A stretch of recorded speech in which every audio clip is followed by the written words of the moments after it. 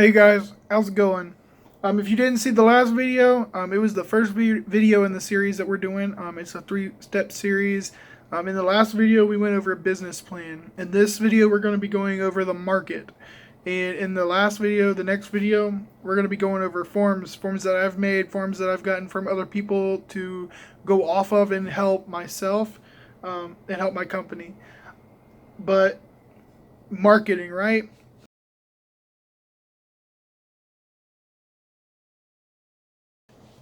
The market is a very vast thing to look into, right? What are you doing with your business, right? What are you going to do? Once you have decided what you're going to do, once you have that business plan on what you want to do in that first let's say 3 years, right? What market are you going to go into, right? So I'm doing lawn care and landscaping, like I've said in the past. You need to look around in your area. What are people paying and what are people charging for that service? So one of the things that I've done in the past is you can call companies, have family members call companies, and have them come out and get a quote for their yard. I did it a long time ago. I know where I want my prices to be right now, especially starting out. I'm not a low baller, and I'm not going to go and do a yard for $20. I'm not that kind of person because I'm not going to just rip properties off of some other company because I'm lowballing and I'm going to be barely holding on to be able to pay bills, right? So you need to know what people are willing to pay, what people are paying, and what people are going to charge, and other companies are going to charge for that service. You could do research on that. There's apps out there to help you and decide in what to charge, right? One of the other things you need to look into is the cost of your equipment and your startup stuff, right? So like in your business, like in the last video, we talked about business plan, your insurance, your business license, and your tax ID, right? Those things aren't free. Those cost money. You can't just go and price a yard for $20, let's say, and it's going to pay for all that. No, because you're going to go out there and you're going to price a yard that takes 2 hours to do for $20, right? Some other company does it for, let's say, $70.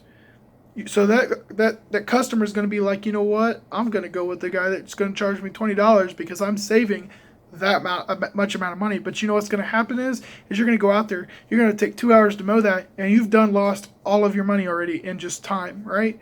And gas and equipment. You have to be able to price what you're paying as a company into making that back in the prices that you do your services for, right?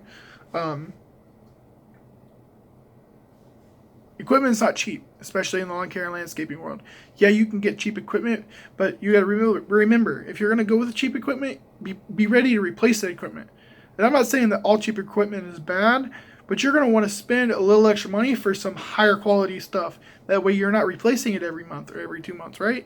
You want to be able to go a year or 2 years on a mower. You have to start deciding what you're going to charge. Look in your area. What is your base grouping on where you should be pricing in your area, right? So in my area, the lowest people charge for this for lawn care in general is anywhere between $30 and $50. It's a big area, right? But the lowest I've seen is $30. The higher I've seen is like $50, and that's a 10,000 square foot area, right? That's not a big yard. It's a small cul-de-sac property, right? And that's not even a corner property. That's a smaller cul-de-sac, like down the cul-de-sac property in a neighborhood. You also have to be able to, if you're going to have employees, you need to be able to price in how much you're going to make and how much you're paying your employees. Because if you're paying your employee $20 an hour, right? And it took you 2 hours to do one property, and you have an employee that's working 2 hours, you're at $40 an hour for 2 hours, right? You've already lost $20, and that was just your employee.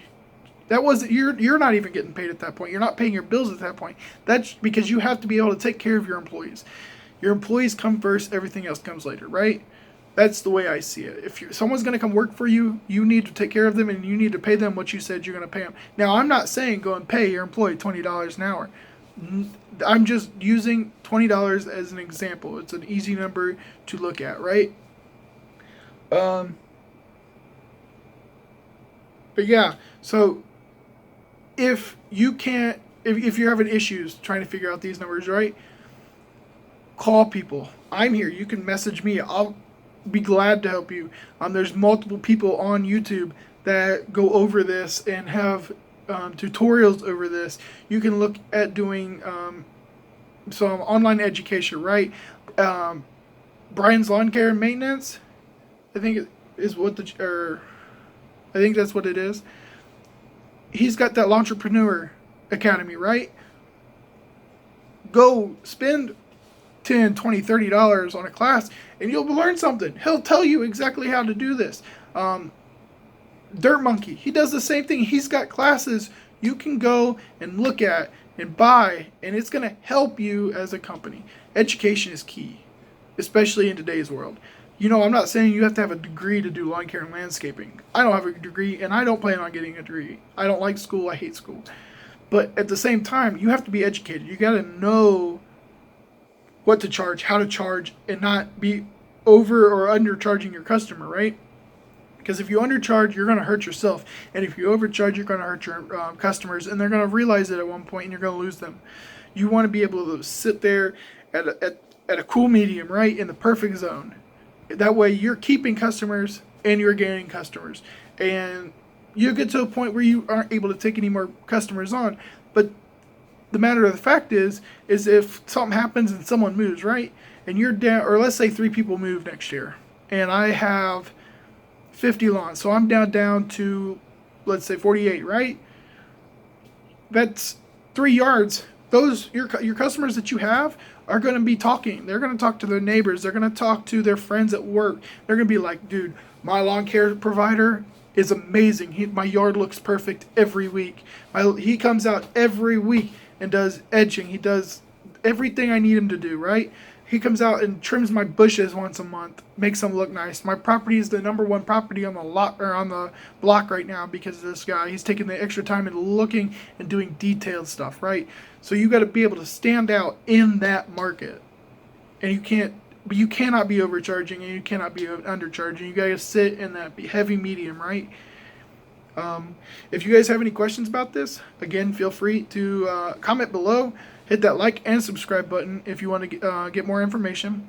I will put my Instagram down below, and I'll also put my email down below so you guys can email me or shoot me an Instagram message if you want. I will respond to you as soon as possible. Thank you. Have a good day.